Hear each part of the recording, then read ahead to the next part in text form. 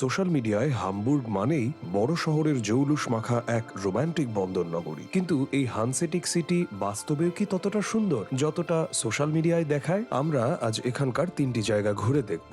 এলবে নদীর তীরে অবস্থিত হামবুর্গ ইউরোপের অন্যতম গুরুত্বপূর্ণ বন্দর নগরী। এখানে আধুনিক স্থাপত্যের সাথে মিশে আছে ঐতিহাসিক সব গুদামঘর। শহর জুড়ে ছড়িয়ে থাকা অসংখ্য খাল একে দিয়েছে এক অনন্য মাত্রা। আমাদের প্রথম গন্তব্য হামবুর্গ সিটি হল। বেলে পাথরের এই ভবনটি সোশ্যাল মিডিয়ায় বেশ জাঁকালো দেখায়, কিন্তু বাস্তবেও কি এটি দেখতে এতটাই সুন্দর? টাউন হলটি উত্তর জার্মানির নিও রেনেসা শৈলীতে তৈরি। এটি একসময় হামবুর্গের যে বিপুল সম্পদ ছিল তার প্রতীক। এই সম্পদের উৎস ছিল হানসেটিক লীগ বা মধ্যযুগের বণিক সমিতি। এই সমিতি শহরটিকে আন্তর্জাতিক অর্থনৈতিক কেন্দ্রে পরিণত করেছিল। এটি জার্মানির অন্যতম বৃহত্তম প্রশাসনিক ভবন। তো এখানে ঠিক কতগুলো ঘর আছে? 1000টা রুম, কারণ এটা বিশাল বড়, একদম দুর্গের মতো। আমি জানি না, হয়তো 120টা। 540, 647টি কক্ষ আছে। 647? সে তো অনেক। এটা অবিশ্বাস্য। আমি ভেতরে গিয়েছি, কখনো ভাবিনি এতগুলো ঘর থাকতে পারে। তবে ভেতরের ঘরগুলো দারুণ সুন্দর। ট্যুর গাইড বেঞ্জামিন গোরিসেন এখানকার সব অলিগলি আর নারী নক্ষত্র চেনেন। Free and Hanseatic city of হামবুর্গের সিটি হলে স্বাগতম। টাউন হলের প্রধান আকর্ষণ হল এর বিশাল বলরুম বা নাচঘর। রাষ্ট্রীয় সফর এবং অন্যান্য উৎসবের জন্য এটি ব্যবহৃত হয়। স্টুকো কারুকাজ, মুরাল এবং ক্রিস্টাল ঝাড়বাতি দিয়ে সাজানো এই হলটি শহরের অন্যতম সুন্দর একটি স্থান। ঝাড়বাতিগুলোর ওজন 1.5 টন, আর প্রতিটি ঝাড়বাতিতে 287টি করে লাইট বাল্ব আছে। 19 শতকে একজন শ্রমিক বছরে যতদিন কাজ করতেন, এই সংখ্যাটি তার প্রতীক। আপনারা চাইলে ফিনিক্স হলে বিয়েও করতে পারেন। ফিনিক্স হলটি হামবুর্গের ওপর দিয়ে বয়ে যাওয়া দুটি বড় বিপর্যয়ের সাক্ষী। একটি হলো 1842 সালের সেই ভয়াবহ অগ্নিকাণ্ড, আর অন্যটি দ্বিতীয় বিশ্বযুদ্ধের সময় রাতের পর রাত বোমা হামলা, যখন শহরের বড় একটা অংশ ধ্বংস হয়ে গিয়েছিল। আর ফিনিক্স পাখির মতোই হামবুর্গ ধ্বংসস্তূপ বা ছাই থেকে জেগে উঠেছে, পেয়েছে নতুন জীবন। তাহলে আমাদের রায় কি? হামবুর্গ সিটি হল বাস্তবেও ততটাই সুন্দর যতটা সোশ্যাল মিডিয়ায় দেখা যায়। আপনারা বিনামূল্যে এর প্রবেশ পথ বা এন্ট্রান্স হলটি দেখতে পারেন, আর হাতে আরেকটু সময় থাকলে 7 ইউরো খরচ করে গাইডের সাহায্য নিয়ে পুরোটা ঘুরে দেখতে পারেন। এবার আমাদের পরবর্তী রিয়েলিটি চেকের পালা।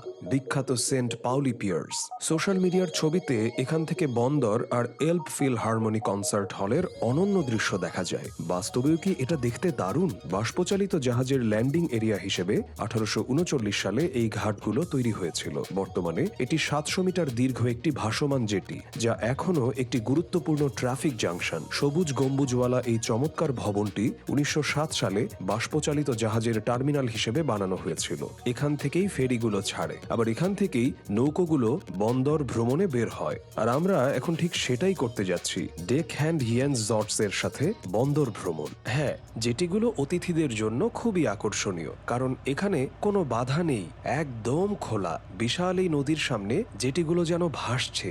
হামবুর্গের এই স্থানীয় বাসিন্দা সপ্তাহে বেশ কয়েকবার দর্শনার্থীদের নিয়ে বন্দরে গাইডেড ট্যুর দেন। এলবে নদীর দুপাশ জুড়ে রয়েছে অসাধারণ সব স্থাপত্য, যেমন এলব ফিলহারমনি কনসার্ট হল। পরিকল্পনার চেয়ে 6 বছরেরও বেশি সময় পর এবং 11 গুণ বেশি খরচ করে এটি চালু হয়। এলব ফিলহারমনি নিয়ে প্রচুর সমালোচনা হয়েছিল, কিন্তু এরপর থেকে এটি সারা বিশ্বে একটি পরিচিত ল্যান্ডমার্ক হয়ে উঠেছে। ব্যক্তিগতভাবে আমার এটি খুব সুন্দর লাগে। এটি এখানকার পরিবেশের সাথে মানিয়েও গেছে। এখন এটা ছাড়া জীবন কল্পনাই করা যায় না। আমাদের রায়, সোশ্যাল মিডিয়ার ছবিতে বন্দরের যতটা রোম্যান্টিক রূপ দেখা যায়, বাস্তবে আমরা অতটা পাইনি। তবে যান্ত্রিক সৌন্দর্য আর ব্যস্ততা, যা জার্মানির বৃহত্তম বন্দরের সাথে আসলেই মানানসই।